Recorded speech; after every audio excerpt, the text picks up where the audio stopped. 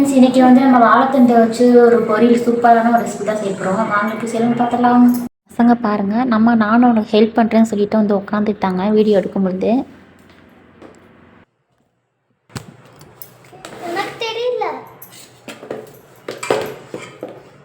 வாழைத்தண்டை first நம்ம round ஷேப்பில் நறுக்கிட்டு அதுக்கப்புறமா பொடி பொடியாக கட் பண்ணி நான் பக்கத்தில் பார்த்திங்கன்னா இட்லி சட்டியில் 2 ஸ்பூன் இருக்குது கல்லுப்பு போட்டு நான் வச்சுருக்கேன். கடல மாவுன்னு சொல்ல வரேன் பாருங்கள், கல்லுப்பு போட்டு வச்சுருக்கேன். அதுக்குள்ளே வந்து நம்ம நறுக்கி அதில் போட்டுடலாம். இதை வந்து பார்த்திங்கன்னா சில பேர் வந்து மோர் ஊற்றுவாங்க, அதாவது என்னமோ சொல்லுவாங்க காரம் அடிக்காமல் இருக்கிறதுக்கோ ஏதோ ஒன்று சொல்லுவாங்க, அது சரியாக தெரியல. அதுக்கப்புறமா எல்லாம் நறுக்கி முடிச்சக்கப்புறமா ஒரு குச்சி வச்சு, நீங்கள் பார்த்திங்கன்னா அந்த விளக்குமாறு குச்சி இருக்குது பார்த்திங்களா, அதை வச்சு கூட அந்த மாதிரி பண்ணலாம். எங்கள் பாட்டிலாம் அதை வச்சு தான் பண்ணுவாங்க.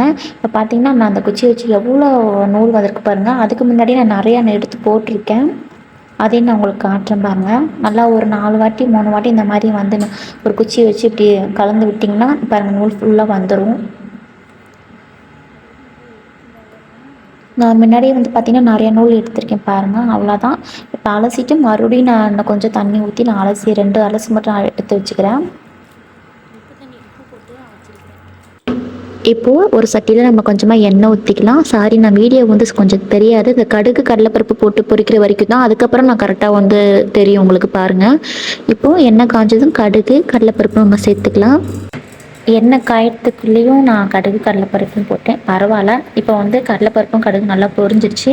இது கூட வந்து பார்த்திங்கன்னா பெரிய வெங்காயத்தில் பார்த்திங்கன்னா நான் பாதி வெங்காயம் மட்டும் கட் பண்ணி சின்ன சின்னதாக புதுசாக கட் பண்ணி நான் சேர்த்துக்கிறேன். இது கூட வந்து நான் ஒரு 2-3 வரமிளகா நான் கிள்ளி சேர்த்துக்கிறேங்க. இது நல்லா வந்து ஒரு 2-3 நிமிஷத்துக்கு நல்லா வந்து வதக்கட்டும்.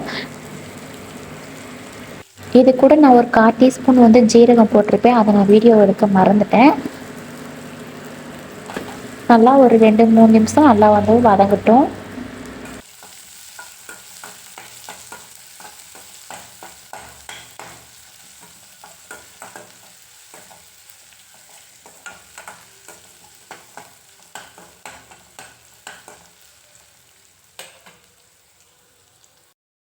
இப்போது வெங்காயம் வதங்கிடுச்சு. நம்ம வாழைத்தண்டை வந்து நம்ம எடுத்து சேர்த்துக்கலாங்க.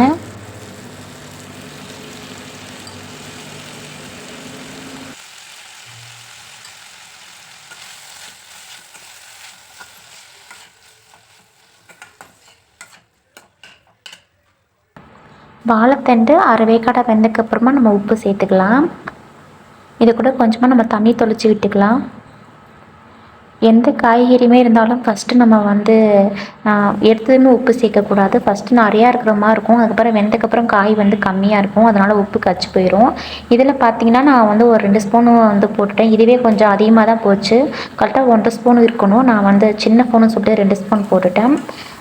இது கூட வந்து மஞ்சத்தூள் ஒரு 1/4 டீஸ்பூன் அளவுக்கு சேர்த்து விட்டு நம்ம வந்து நல்லா கிளறி விட்டுக்கலாங்க. இன்னும் கொஞ்சமாக நம்ம தண்ணி தொளிச்சு மூடி விட்டுடலாம். இது வந்து ரெடி ஆகிறதுக்கு பார்த்திங்கன்னா ஒரு 10லேருந்து ஒரு 15 நிமிஷம் ஆயிடுச்சு. நான் வந்து அடுப்பு சிம்லேயே தான் வச்சுருந்தேன். நான் வந்து நைட் டைம்னால நான் வந்து தேங்காய் வந்து நான் சேர்க்கலை. நான் ஆல்ரெடி வந்து நான் ஒரு வீடியோ போட்டிருப்பேன், இதே வாழைத்தண்டு பொரியல் செஞ்சுருப்பேன். அது பகல் டைம் செஞ்சுருக்கனால நான் தேங்காய் போட்டேன். நைட்டில் வந்து நான் வந்து பிள்ளைங்க சாப்பிட்றனால தேங்காய் பூ நான் வந்து சேர்க்கலை. கண்டிப்பாக தேங்காய் பூ போட்டு செஞ்சால் ரொம்பவே இன்னமும் டேஸ்ட்டாக இருக்கும். இந்த டயத்தில் பார்த்திங்கன்னா ரசம் வச்சு நான் வாழைக்காய் தண்டு தான் பொரிச்சிருந்தேன். இது கூட சாம்பார் சாதத்துக்கும் வச்சு சாப்பிட்டா ரொம்பவே நல்லாயிருக்கும். கண்டிப்பாக ட்ரை பண்ணி பாருங்கள். வாழைத்தண்டு உடம்புக்குமே ரொம்பவே நல்லது தான். வாழைத்தண்டு நமக்கு சூப்பராக ரெடி ஆயிடுச்சு. தேங்காய் பூ ஒன்று தான் போடல, போட்டுருந்தா இன்னும் சூப்பராக இருந்திருக்கும். ஓகே ஃப்ரெண்ட்ஸ், வீடியோ பிடிச்சா லைக் பண்ணுங்கள். பாய்.